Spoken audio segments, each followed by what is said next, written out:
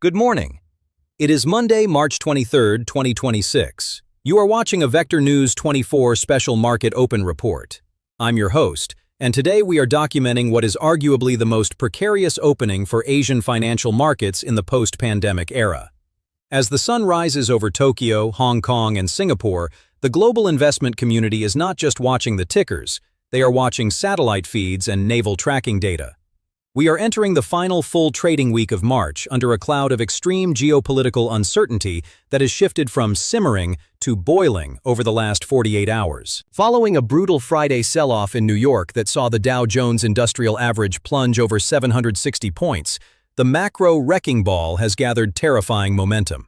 The primary driver for this morning's high alert status is the deteriorating situation in the Middle East. Over the weekend, satellite imagery confirmed significant kinetic damage to the Ras Laffan LNG terminal in Qatar. Simultaneously, Kuwaiti state media has signaled a prolonged shutdown of key refining capacities due to regional security threats. But the headline that is paralyzing the futures market is the Strait of Hormuz. Shipping through this vital artery, the world's most critical maritime choke point, has slowed to a near standstill.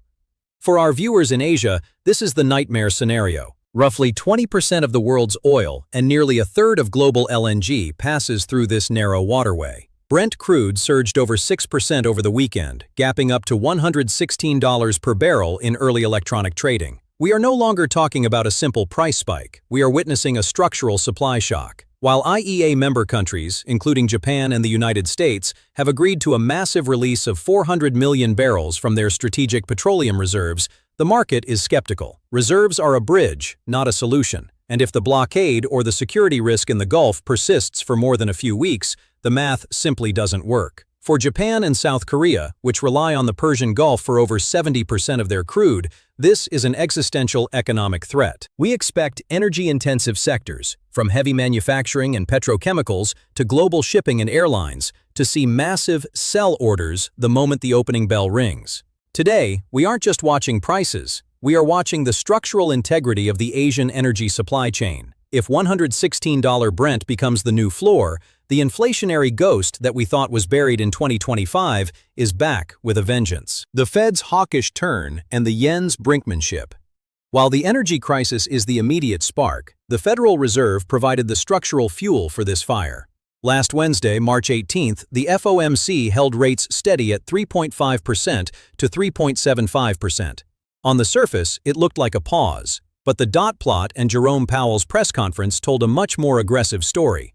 The Fed has explicitly stated that it will not overlook energy-induced inflation. The red flag for the markets is the Fed's revised 2026 PCE inflation outlook. They have raised their forecast to 2.7%, up from the 2.4% projected in December. Effectively, the dream of a soft landing and a series of rate cuts in 2026 has been postponed indefinitely. The market is now pricing in just one solitary rate cut for the entire year, down from the 4 cuts that were expected at the start of Q1. This shift is having a devastating impact on the Japanese yen. As U.S. 10-year yields surge toward 4.5% in anticipation of higher for longer rates, the interest rate differential is crushing the yen. We are currently trading in a volatile range between 159 and 160 against the dollar. This is the line in the sand. Despite the Japanese finance minister's rhetoric about appropriate actions, the market is calling their bluff. If the Bank of Japan does not intervene with billions of dollars in the next few hours, we could see a historic slide toward 165 or even 170. Let's look at the specific indices as we approach the open. First, Japan's Nikkei 225. The index has officially broken its medium-term rising trend channel. It is currently testing critical psychological support at 53,000.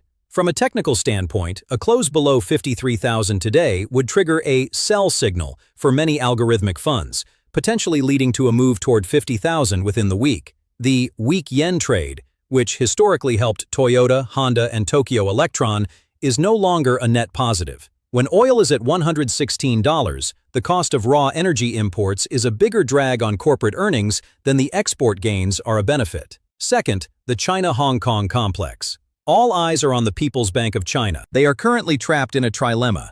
They need to lower rates to save their fragile real estate sector, but they need to keep rates high to defend the yuan against the surging dollar.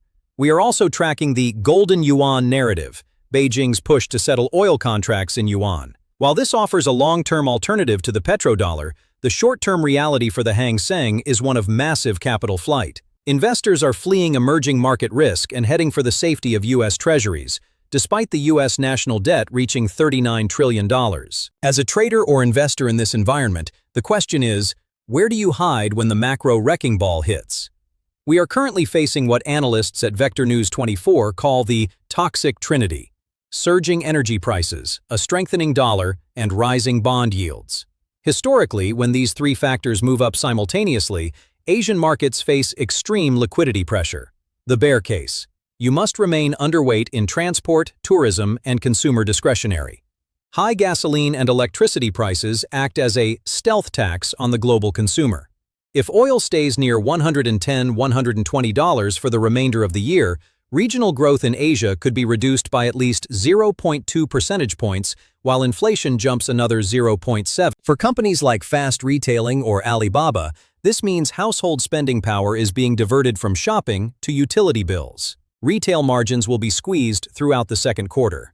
The bull case: hard assets and defense are the clear leaders of 2026. Defense stocks have become the new tech of this decade. As nations scramble to secure their energy supply routes, specifically maritime security in the Strait of Malacca and the South China Sea, companies in the aerospace and naval defense sectors are seeing record-breaking capital inflows. Additionally, look at domestic energy producers in Australia and Indonesia. These markets may act as a partial hedge against Middle Eastern volatility as they become the preferred suppliers for a desperate Asian grid. The safe haven: it remains a king dollar world. The greenback is the only liquid port in this storm. Gold has also seen risk-off volatility, but continues to hold near record highs, acting as the ultimate insurance policy against the geopolitical chaos we are seeing in the Gulf. To summarize the open, we are in a state of high alert. Oil is at $116, the yen is at 160, and the Fed has officially canceled the rate cut party. As the first hour of trading unfolds in Tokyo, keep your eyes glued to the U.S. 10-year Treasury yield. If it spikes above 4.55% during our session, expect the sell-off in the Nikkei to accelerate into a rout. This is a week for resilience and risk management, not for catching falling knives. Protect your capital, use tight stop losses, and avoid over-leveraging in this environment. Stay tuned to Vector News 24. We will be updating you live as the PBOC releases its latest data and as we get the first official prints from the Hong Kong and Singapore Opens. Do you believe the Bank of Japan will intervene at 160, or is the yen headed for a total collapse? Let us know your thoughts in the comments below. We read every one of them to gauge market sentiment. I'm your host for Vector News 24. Trade safe, stay informed, and we'll see you at the midday update.